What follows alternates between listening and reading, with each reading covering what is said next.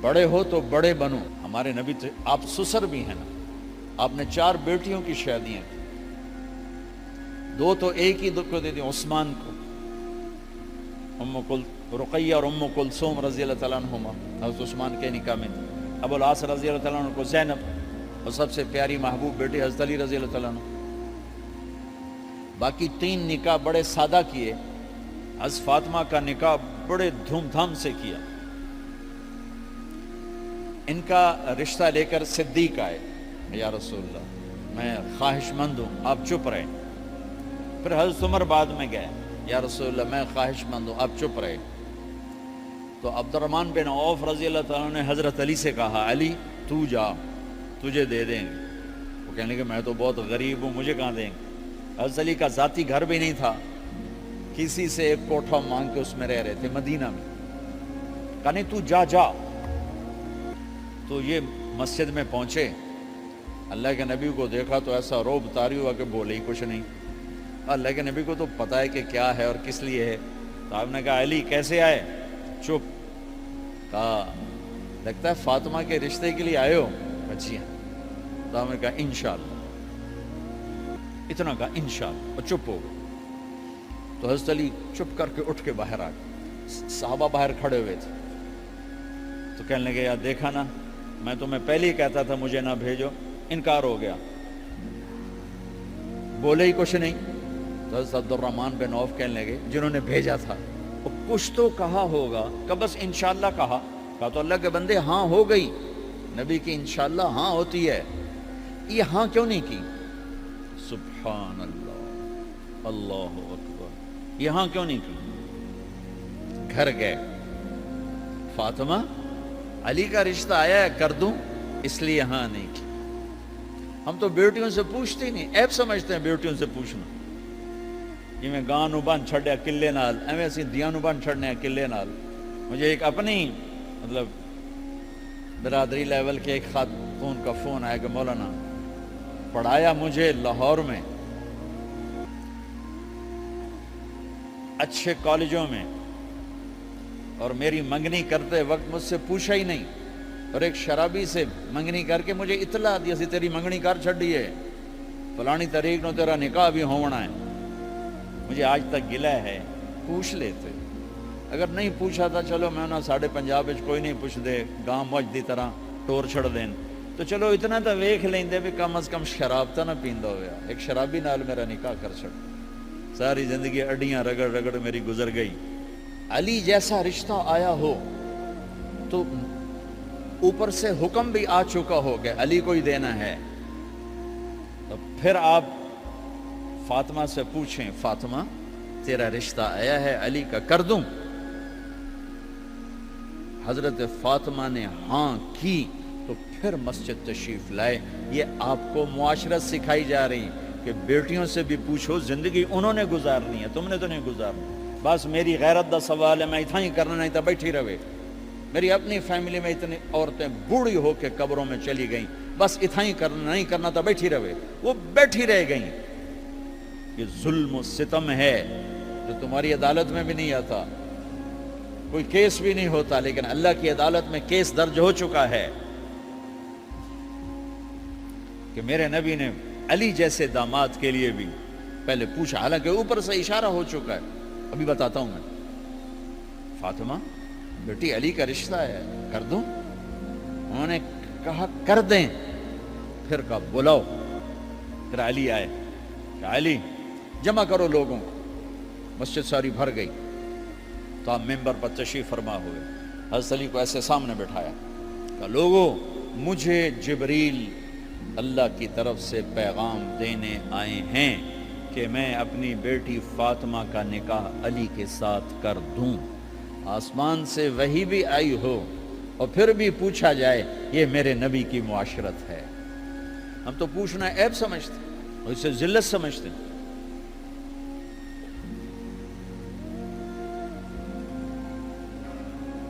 پھر آپ نے اتنا بڑا اہتمام کیا.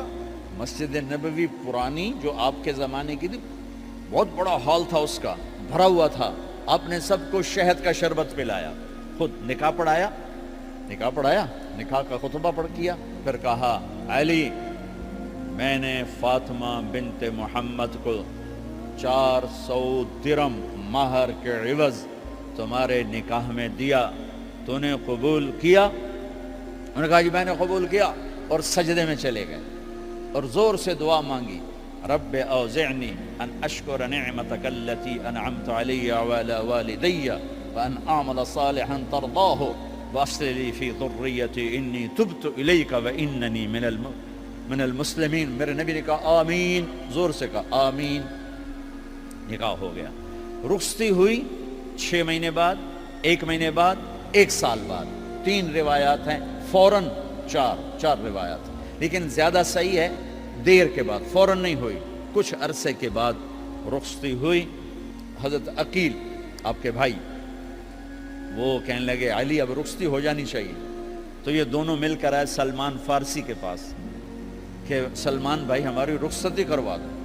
سلمان فارسی کا بڑا احترام تھا، انہوں نے جا کر بات کی ام سلمہ رضی اللہ تعالیٰ عنہ سے۔ ام سلمہ نے بات کی اللہ کے نبی سے، کہا ہاں آ جائے لے جائے، آ جائے لے جائے۔ تو علی رضی اللہ تعالیٰ عنہ اپنی اونٹنی لے کر آئے، تو حضرت علی کا گھر وہ کرائے پر گھر تھا ایک کونے پر، تو وہاں اسماء بنت امیس اور ام ایمن گئیں اور اس کے فرش کو لیول کیا، فرش میں سرخ مٹی ڈال کے اس کو لیول کیا اور دیواروں کی پوچا پاچی کی، اور وہاں کھوٹیاں لگائیں کپڑے ٹانگنے کے لیے۔ آپ نے حضرت عائشہ، حضرت ام حبیبہ، حضرت ام سلمہ سے فرمایا تمہیں پتہ ہے نا مجھے فاطمہ سے کتنا پیار ہے، اسے دلہن بناؤ۔ دلہن بنانا بھی سنت ہے، دلہن بناؤ، اسے دلہن بناؤ، تو آپ کو دلہن بنایا گیا۔ پھر علی رضی اللہ تعالیٰ عنہ تشریف لائے سلمان فارسی اور عقیل کے ساتھ، اونٹنی کو دروازے پر بٹھایا، تو آپ نے علی کا ہاتھ پکڑا، اندر تشریف لے گئے اور فاطمہ کا ہاتھ پکڑ کے علی کے ہاتھ میں دیا اور کہا بیٹی مجھے اپنے خاندان میں جو سب سے زیادہ محبوب تھا میں نے تیرا ہاتھ اس کے ہاتھ میں دیا ہے۔ پھر کہا علی تجھے نبی کی بیٹی مبارک، نبی کی بیٹی مبارک۔ پھر آپ نے سے پیالے میں پانی منگوایا اور اس میں آخری 2 سورتیں پڑھ کے دم بھی کیا، تھوک بھی ڈالا، پھر اس میں سے انگلیاں ڈال کے ان کے سینے پر چھڑکا کہ دونوں پی لو، دونوں کو پلایا۔ پھر باہر تک چھوڑنے آئے، حضرت علی نے آپ کو اونٹنی پہ بٹھایا، آپ نے 2 عورتوں کو ساتھ بھیجا، ام ایمن اور اسماء بنت امیس۔ یہ چھوٹی سی بارات جا کر علی کے گھر اتری اور آپ نے حضرت علی سے فرمایا کہ میں عشاء پڑھ کے آؤں گا، میرا انتظار کرنا ہے۔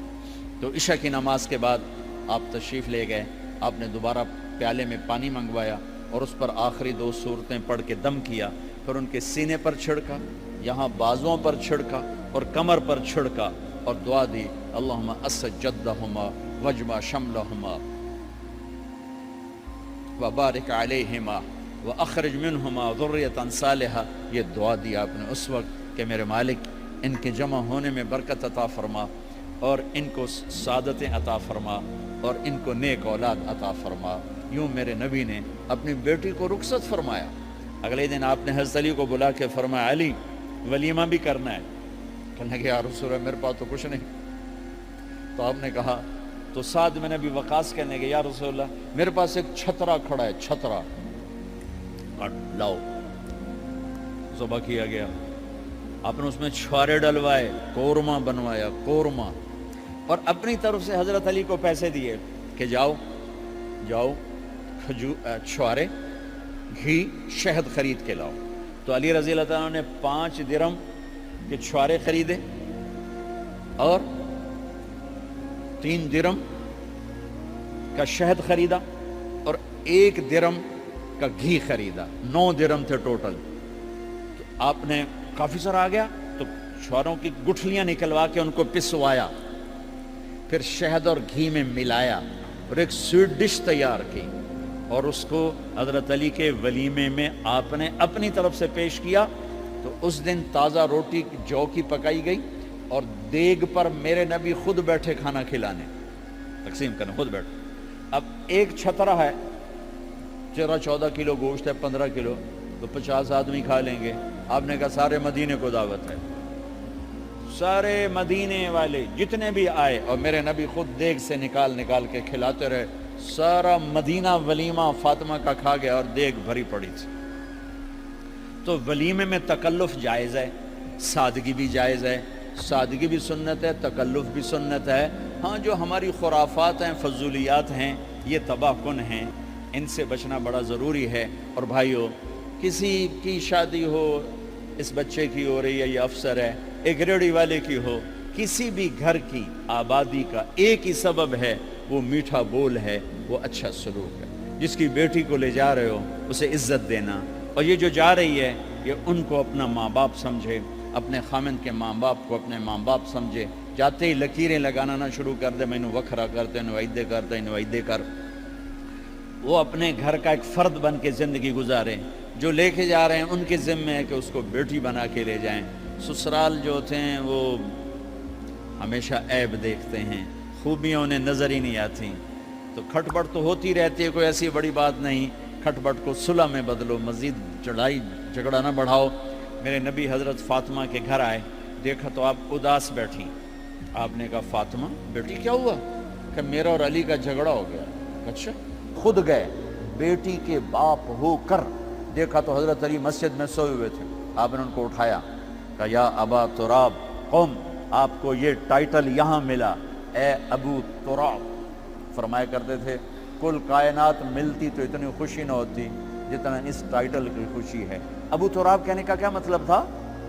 کہ اظہار محبت کے لیے ایسے ٹائٹل دیے جاتے تھے، تو ابو تراب کہہ کر یہ میسج دیا کہ میاں بیوی کی لڑائی ہوتی رہتی ہے، میں تجھ سے ویسے ہی محبت کرتا ہوں جیسے پہلے کرتا تھا، یہ میسج دیا اس نے۔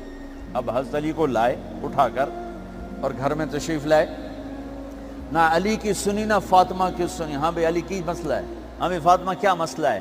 یہ مسئلے سن سن کے بھی زیادہ لڑائی ہو جاتی، صلح کراون والے بھی آپ ہو دو چار لتر مار کے آ جاندے۔ تو میرے نبی نے کیا کیا؟ سبحان اللہ، زمین پر لیٹ گئے، ادھر علی کو لٹایا، ادھر فاطمہ کو لٹایا، علی کا ہاتھ اپنی ناف پہ رکھا، فاطمہ کا ہاتھ ان کے ہاتھ پہ رکھا، اور بیٹی کے ہاتھ پر اپنا ہاتھ رکھا۔ پھر فرمایا کہو ہماری صلح ہو گئی، علی کہو، فاطمہ کہو، دونوں نے کہا ہماری صلح ہو گئی۔ آپ اٹھے، خوش خوش باہر آئے، چہرہ ایسے گلاب کے پھول کی طرح۔ صحابہ نے عرض کی یا رسول اللہ آج آپ بڑے خوش نظر آ رہے ہیں۔ فرمایا علی و فاطمہ کی صلح کرا کے آ رہا ہو۔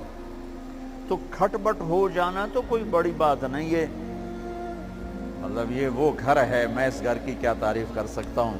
تو میں آگے کا ایک قول سنا دیتا ہوں ابن عباس کا، کہ جنت میں نور کی چمک اٹھے گی، سارے جنتی کہیں گے یہ نور کیسا نور ہے بھائی جو ساری جنت کے نور پر چھا گیا؟